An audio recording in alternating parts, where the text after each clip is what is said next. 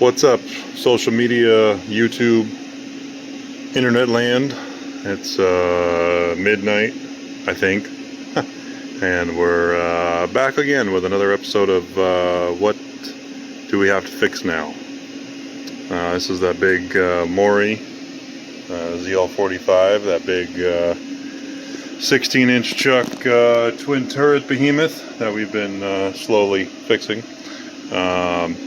And one of the fans inside the control cabinet never worked, and it made a bunch of noise, and so we ended up throwing a new fan in there. But when we pulled the old fan out, there was a bunch of shmoo that came out from on top of it, so I was like, well, we might as well pull the big heat exchanger off that sits on top of here and clean that as well. And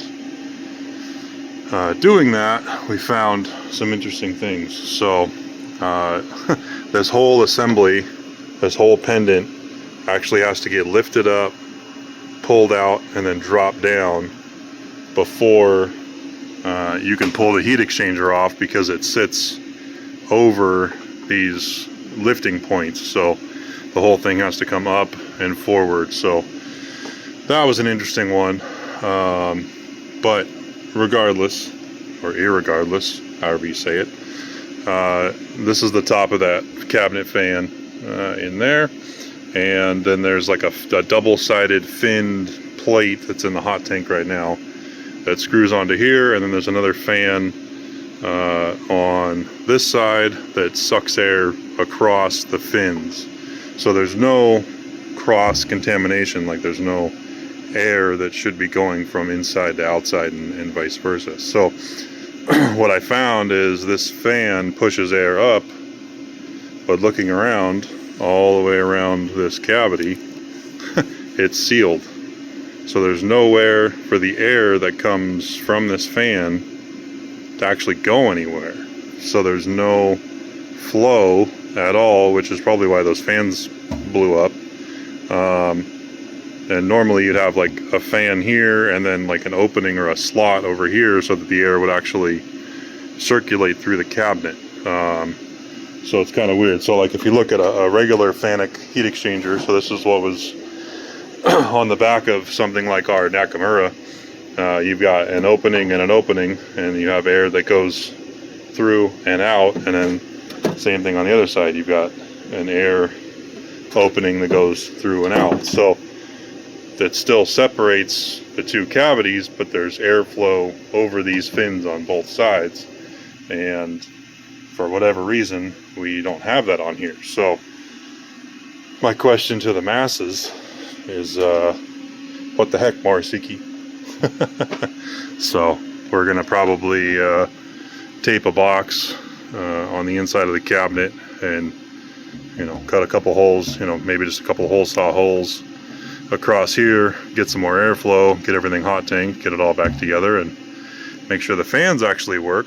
But yeah, just the fun things you find working on machines that have had zero maintenance done to them ever. So just for an example, we've spent a ton of time cleaning this machine up and trying to get it running again. We still have covers to put on and things that we're still fixing, but if you look at like the I don't think I can turn the light on here.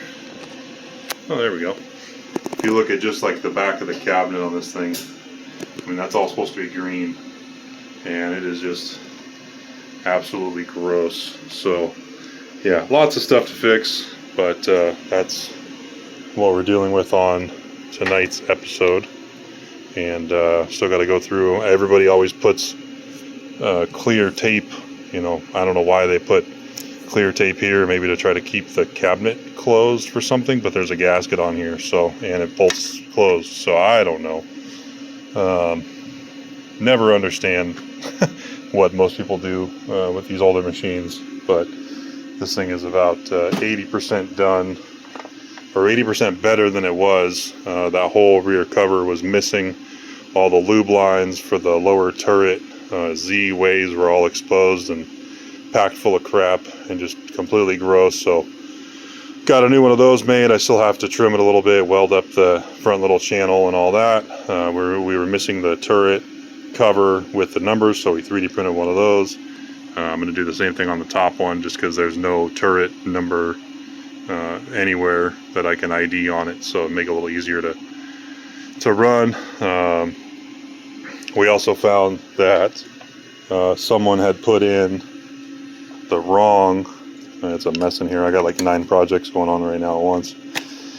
Someone had put in the wrong lube distribution units at some point, and let's see, here we go. So if you look at these, there's a difference. Come on, focus. They have the same numbers on them, which is why they probably said, oh, these are the same. This has the same DPB18, DPB18, 1 through 8, 1 through 8. But if you look careful, the hex section on these is long, and the hex section on these is short. And the number, this is a 0.16, and this just says 6 or 16 or whatever it is on here for the flow rate. And these will open at like 20 pounds of pressure and just stay open instead of doing their little pump cycle. These will actually, I think they took 140 or 145 psi to open, and then they cycle and do their little pump cycle once, and then they stop. So every time the lube pump, we found a pinch line under the turret, way up under here, fixed that, turned the lube pump on, and it was just pouring oil out everywhere. So the lower tercite hadn't been getting lubed for, I don't know, years probably. So fixed that. And yeah, we're just trying to put covers back on and get all the little stuff kind of dealt with, and we can finally make some damn parts on this thing, take some footage of that, and watch this thing eat. So I'm going to get back to work, go fire up some more machines, and I'll see you guys next time.